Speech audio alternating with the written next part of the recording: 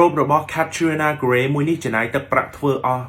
$20,000ចំណាយអស់រយៈពេល2712ម៉ោងជាមួយនឹងជាងធ្វើអស់6ដណ្ដប់អ្នកក្នុងការបញ្ចប់រោគមួយនេះភាពអស្ចារ្យនៃរោគមួយនេះមិនស្ថិតនៅលើតម្លៃដែលធ្វើទេគឺស្ថិតនៅលើអត្ថន័យការច្នៃប្រឌិតការបំផុសឡើងនិងភាពលេចធ្លោភាពប្លែកភាពទាក់ទាញរបស់រោគមួយនេះដែលធ្វើឲ្យរោគមួយនេះលេចធ្លោនិងចងចាំបំផុតនៅក្នុងវិស័យបវរកញ្ញាទាំងអស់ Katrina បានតំណាងឲ្យប្រទេសហ្វីលីពីនចូលរួមប្រកួតនៅក្នុងកម្មវិធី Miss Universe កាលពីឆ្នាំ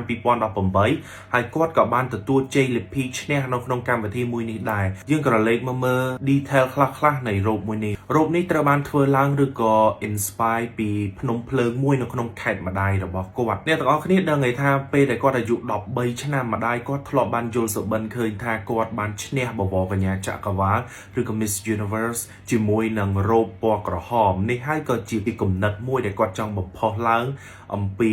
អត្តន័យនៅពេលនោះដែររោគមួយនេះបើយើងក៏លេខទៅមើលត្បូងដែលគេយកមកបិទនិងច្នៃនៅលើរោគមួយនេះជាមួយនឹងត្បូង Swarovski ដែលមានតម្លៃថ្លៃរហូតដល់ចំនួន12ពណ៌មានរហូតដល់16ជាងដែលបានមកធ្វើ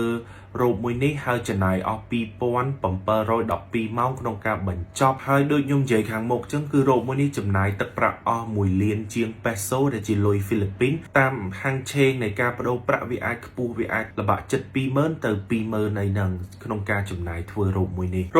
រូវបានច្នៃម៉ូដឡើងដោយលោក Mark Tumang ដែលជាអ្នកច្នៃម៉ូដមួយដ៏ល្បីនៅក្នុងប្រទេសហ្វីលីពីនផងដែរ I was about 13 years old and then she said honey I had a dream that you won Miss Universe in a red dress and I was like okay mom Philippines has so much riding on this and of course a crowd favorite now that dress is quite daring and different I love the color I love her smile she has a sultry walk